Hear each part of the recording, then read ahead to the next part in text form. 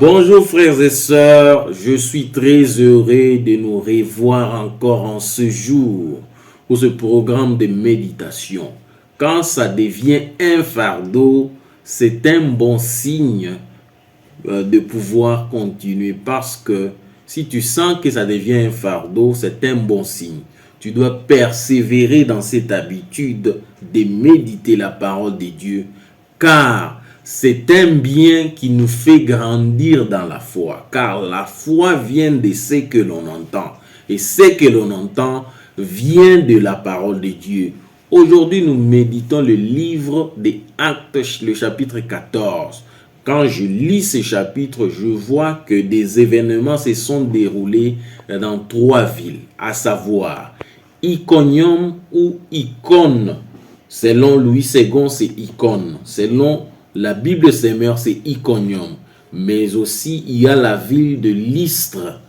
Et puis, il y a Antioche. Qu'est-ce qu'il y a à Icône? À Icône, Barnabas et Paul ont continué l'œuvre pour laquelle ils ont été mis à part, c'est-à-dire aller de ville en ville pour faire les disciples, l'œuvre de l'apostolat, le ministère apostolique. Alors, ils ont réussi à prêcher dans les églises d'Icône et ils ont converti les peuples en disciples, mais il y avait des Juifs qui ont résisté à leur message, et ils ont cherché à convaincre aussi des païens de se retourner contre eux. Alors, ils ont comploté de les faire périr par les pierres. Et quand ils ont entendu cela, ils ont cherché à se réfugier dans les villes de Lacaonie, c'est-à-dire à Lystre, à Derbe et les environs.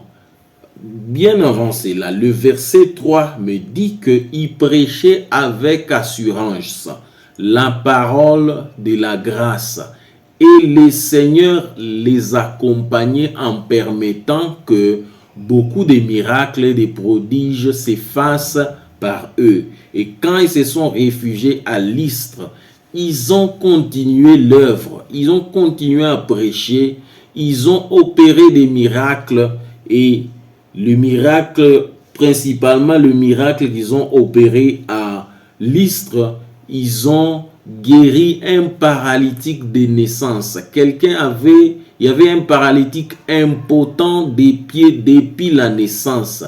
Et quand Paul a observé qu'il avait la foi d'être guéri, il a déclaré et la chose s'est accomplie. Quand les gens de Lystre ont vu ça, ils ont dit que les dieux ont pris la forme humaine et sont venus vers eux. Ils ont cherché à offrir des sacrifices aux idoles. Et Paul et Barnabas ayant appris cela, ils ont manifesté leur mécontentement, ils ont déchiré les habits et ils les ont dit que nous sommes des humains comme vous. Vous devez cesser cela. Malgré qu'ils ont essayé de leur faire comprendre que ce n'est pas eux qui font ces miracles, c'est Dieu qui fait ces miracles, mais la foule voulait toujours continuer avec leur action. Malheureusement, les Juifs venant d'Iconium et d'Antioche sont venus et ont trouvé les peuples. Ils ont essayé de les convaincre à se tourner contre Barnabas et Paul, et cette fois-ci ils ont réussi, et Paul a été frappé avec les pierres, mais heureusement pour lui, il n'était pas tué, et les disciples l'ont couvert. Il s'est réveillé, il est rentré dans la ville, il a annoncé la parole, et il a quitté la ville de Lystre pour se rendre à Antioche. À Antioche, il a fortifié les disciples à tenir ferme et à continuer dans la foi. Ils ont nommé des responsables des églises et des anciens. Voilà pourquoi nous devons toujours avoir des gens qui nous guident dans la foi dans nos églises.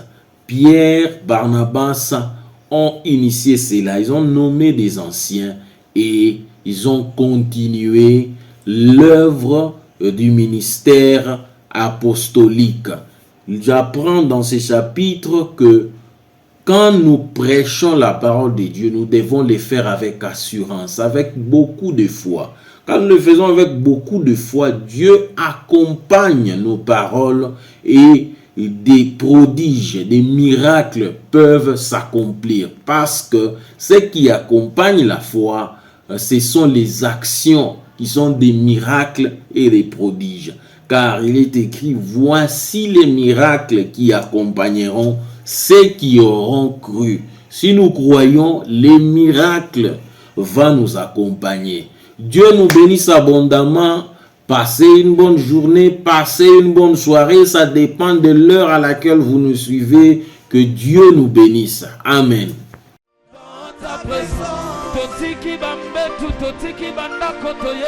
Nous voici dans ta présence.